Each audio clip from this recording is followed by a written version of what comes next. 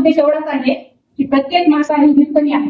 एवढा उद्घाटन सोहळा कशासाठी केला हे फक्त तुम्हाला माहिती देणार आहे. हिरकणी पक्ष हे नाव कसं पडलं? हिरकणी पण 3 प्रकारचीच एक नाटक होती.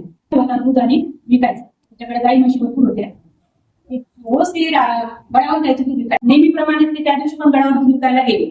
काय झालं त्या दिवशी दूध विकता तिला खूप उशीर झाला. तिच्या लक्षात आलं तिथं पाठवली आहे मला आज मुश्किल होतो. मी गडाचे ना दरवाजे संध्याकाळी त्या दिवशी पण सुद्धा गडाचे दरवाजे सगळे बंद झाले. तिने मागे घालून विनंती केली की मला खाली जाऊ सोडवा म्हणून.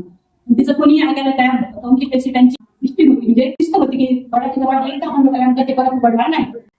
त्या मातेने काय करायचं, श्रीशैलीने काय तो जेवढा गड होता ना तेवढा गड मी खाली आहे. तिच्या घरी दूध होतं, आई गाईचं पण होतं, म्हशीचं पण होतं. घरात माणसं पण त्यांच्या होती, ते बाळाला पाजू शकली असते. पण अंगावरचं दूध माझ्या बाळाला मला पाजायचं आहे यासाठी तिने हट्ट केला असते. आणि तेवढा गड समूह खाली उतरला. दूध तर खूप मोठा होता, तिने उठून आली असणार. काढत झालेला होता, रात्रीची वेळ होती. घराकडे जाऊन तिने फक्त स्तनपान केलं.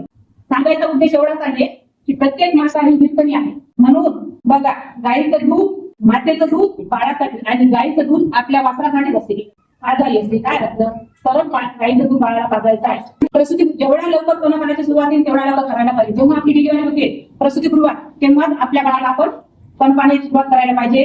म्हणजे बाळ काय होईल, लवकर स्तनपानाला सुरुवात करेल.